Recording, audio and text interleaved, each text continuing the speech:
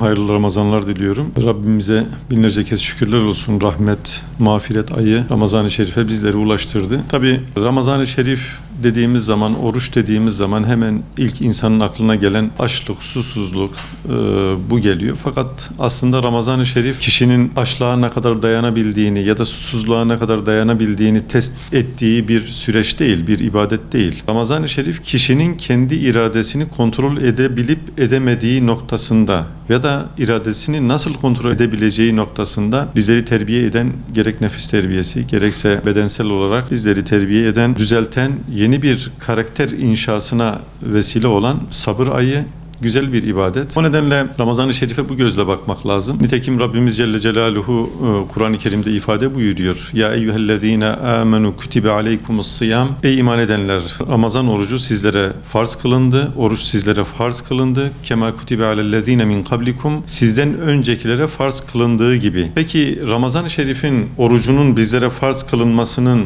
hikmeti ne? Ayet-i kerimenin sonunda Rabbimiz ifade ediyor. لَعَلَّكُمْ تَتَّقُونَ. Umulur ki sakınırsınız. Yani ittika kelimesi kullanılıyor ki bu takva kökünden gelen bir kelime. Dolayısıyla orucu tutarak, bu oruç size farz kılındı. Bunu tutarak umulur ki takvaya ulaşırsınız diyor Rabbimiz Celle Celaluhu. Demek ki amaç ne? Takvaya ulaşmak. Peki takva nedir? Rabbimizin helaline ve haramına karşı dikkatli olması, dikkatli yürümesidir. Bunu şöyle ifade edebiliriz, daha güzel açıklayabiliriz. Hazreti Ömer Efendimiz takvanın ne olduğunu, takvanın ne anlama geldiğini Abdullah İbni Mesud Hazretlerine soruyor sahabeden. Ona soruyor, diyor ki ey Abdullah diyor, takva nedir? O da ey Ömer diyor, sen hiç dikenli, çalılı bir yolda yürüdün mü? Hazreti Ömer Efendimiz buyuruyor ki yürüdüm diyor. Peki ne yaparsın böyle bir yolda yürüdüğün zaman? Dikkat ederim diyor. Dikenli olan yerlerde ayağıma batmasın, elbiselerimi yırtmasın diye dikkat ederim diyor.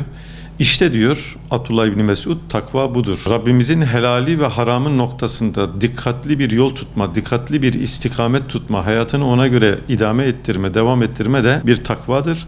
Dolayısıyla Rabbimiz işte bu takvaya ulaşmamız için Ramazan-ı Şerif dışında da hayatımızın diğer geri kalanında da istikamet üzere yürüyebilmek için, takvayı kuşanabilmek için Ramazan-ı Şerif bir vesile. Ben Allah'ın haram kıldığı konularda dikkatli olmalıyım, helal kıldığı konularda dikkatli olmalıyım, ona göre istikametimi çizmeliyim mi bize öğreten bir aydır Ramazan-ı Şerif. Dolayısıyla burada amaç, Rabbimizin orucu bize farz kılmasındaki amaç takvaya ulaşmak, hayatımızın geri kalanında istikameti düzgün şekilde devam ettirmek. Bir diğer husus, tabii alışkanlıklardan bahsettik.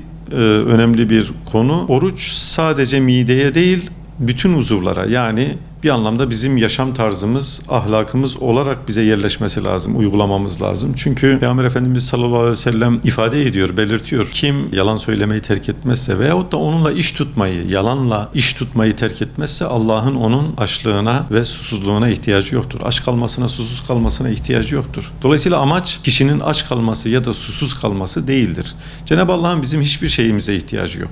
Burada amaç bizim nefis terbiyemiz. Yani dilimize hakim olmak, davranışlarımıza hakim olmak, oruç vesilesiyle istikametimizi düzgün tutturmak. Yine nafile bir oruç tutarken Hazreti Ayşe validemiz Peygamber Efendimiz sallallahu aleyhi ve selleme geliyor. Biliyorsunuz eski dönemlerde günümüz gibi saat veyahut da işte takvime bakıp vakit geldi deme şansları yoktu. Peygamber Efendimiz'e soruyorlardı. O vakit girdi, tamam orucunuzu açabilirsiniz dediğinde sahabeler oruçlarını açıyorlardı. Hazreti Ayşe valimiz geliyor, Efendimiz sallallahu aleyhi ve selleme diyor ki ya Resulallah, ben diyor orucumu açayım mı? Vakit oldu mu? Peygamber Efendimiz sallallahu aleyhi ve sellem buyuruyor ki ey Ayşe diyor, sen iftar yaptın zaten diyor. Hazreti Ayşe validemiz şaşırıyor. Ya Resulallah diyor, vallahi ben hiçbir şey yiyip içmedim diyor. Sen diyor filan kadının gıybetini yapmıştın, dedikodusunu yapmıştın diye ifade ediyor. Dolayısıyla oruç sadece mideye tutturulan ya da işte yeme içme odaklı bir ibadet değil, bütün bir hayatımızı dengede tutmaya yardım eden bir ibadet. O nedenle oruç bizim karakterimizi, ahlakımızı, davranışlarımızı ve Ramazan-ı Şerif dışındaki yönelişlerimizi de düzeltmemize yardımcı olacaktır şüphesiz. Burada alışkanlıkların değişmesiyle ilgili aslında en güzel olan şey şu: 30 gün boyunca tutulan bir oruç, ki uzmanların şöyle bir değerlendirmesi var. 21 gün ile 30 gün arasında bir kişi bir alışkanlığı oturtabiliyor diye ifadeler kullanılıyor bazı kitaplarda. Yani bir alışkanlığı değiştirmek veya bir alışkanlığı yerleştirmek için yaklaşık 21 ile 30 gün yeterliymiş.